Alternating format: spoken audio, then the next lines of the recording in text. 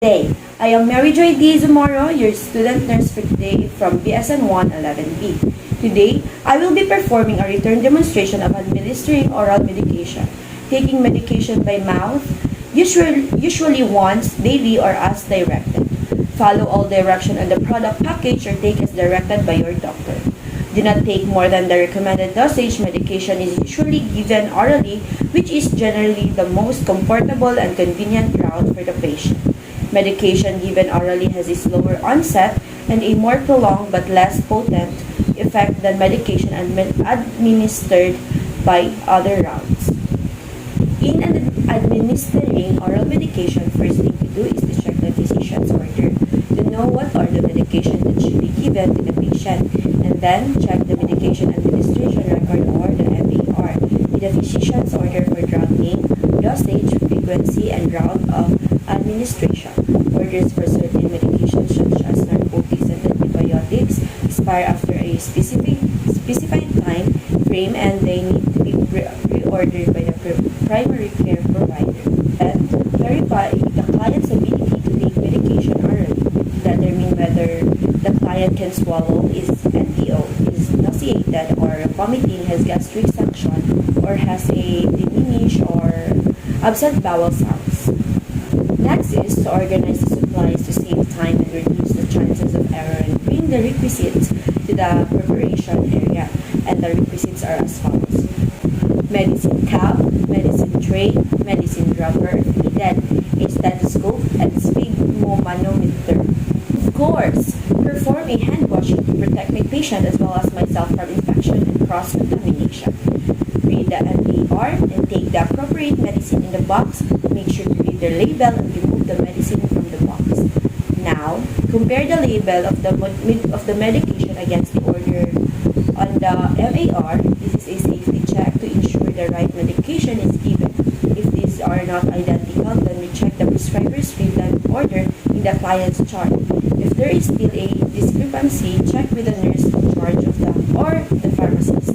Check the label of medicine with the MAR and note the expiration date, because outdated medication are not safe to administer.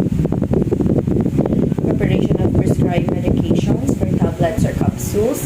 If the medicine is in a bottle, gently shake the prescribed number into a bottle cup.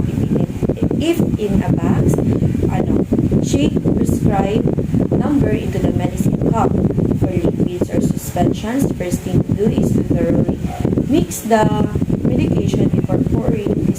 Discard any medication that has changed color or turned cloudy. And next, remove the cap and place it upside down on the countertop. This is done to avoid contaminating the inside of the cap. Hold the bottle so the label is next to your palm and pour the medication away from the label. This prevents the label from becoming soiled and illegible as a result of spilled liquids. And then the next step is place the medicine cup on a flat surface at eye level. Next is now place the thumb on the prescribed level and place it at the lower meniscus or the crescent-shaped upper surface of a column of liquid. This method ensures the accuracy of a measurement. Next is then pour the exact amount of medicine prescribed into a medicine cup. Before cupping the bottle, wipe the lid with a paper towel or tissue paper. This prevents the cup from sticking. Then now for drops, using a medicine dropper, draw the amount needed and place it inside the medicine cup. And then place the prepared medication and MAR together on the medication cart.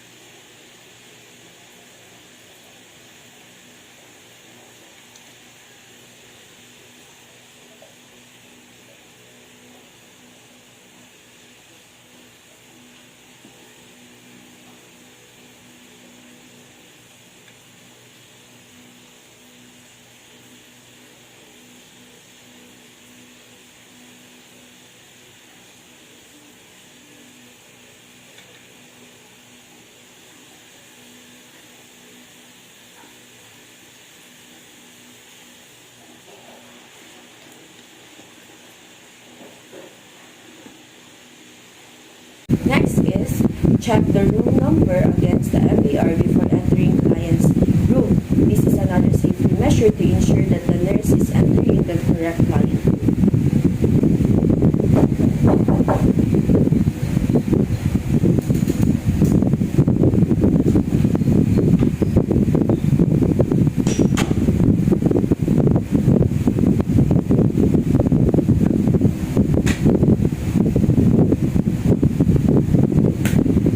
So next is I already checked the room number and I entered the right room.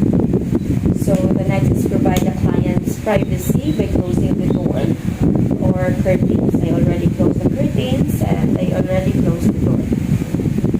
So the next step is introduce yourself and verify the client's identity by asking the clients to state her full name and checking the wristband.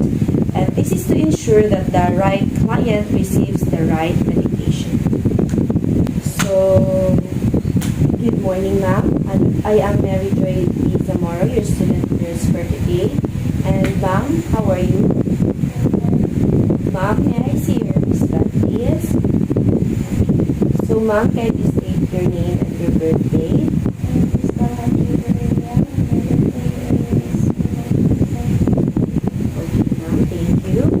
Ma'am, I am here to give you your medication as ordered by your attending physician, Dr. Avellana. So, ma'am, are you aware of any allergy you might have? Okay, ma'am, thank you.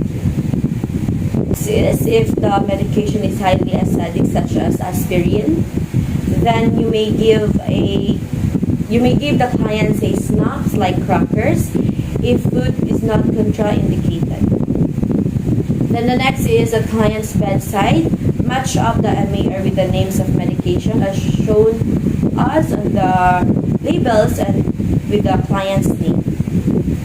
If needed, perform the pre-administration assessments such as pulse and respiratory rate, blood pressure, and take the apical pulse rate before administering digitalis preparation. Take blood pressure before giving antihypertensive drugs and take the respiratory rate prior to administering narcotics. Assist the client to sit or to sideline position. This position facilitates swallowing and prevent aspiration and then administer the medicine to the patient.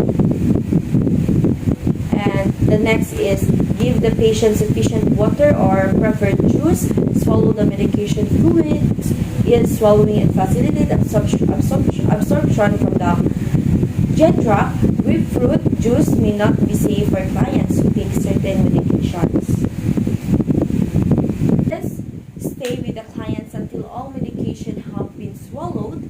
The nurse must see the client swallow the medication before the drug administered can be recorded. The nurse may need to check the client's mouth to ensure that the medication was swallowed and not hidden inside the cheek. Excuse me, ma'am. Can you sit down?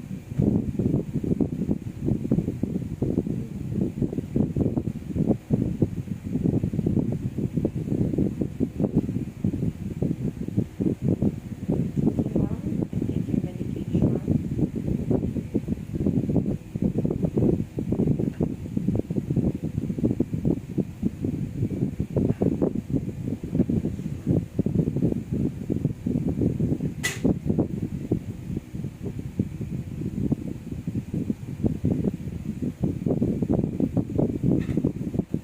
Good job, Mom.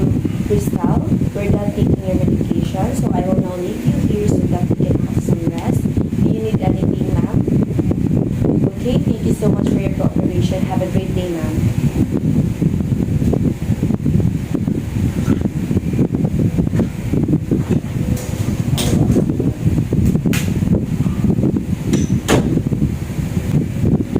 Now that I am done administering the medication to my patient, I will proceed to documenting the procedure that I have done. The documentation includes medication given, time, and route given. So I gave my patient 2 types of medication as prescribed by the physician. And first, the The cetirizine and the second with a dosage of 5 ml should be taken every 4 hours orally. Also, I include in the documentation for any complaints or assessment of the patient that if the medication was refused or omitted and reason for omission.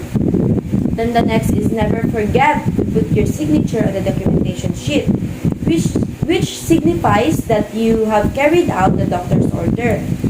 Then the next is dispose all supplies appropriately by replenishing the stocks and return the card to the appropriate place and discard the use of disposable supplies.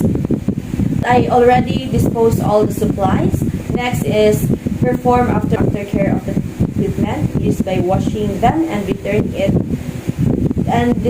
to the proper places and perform hand hygiene.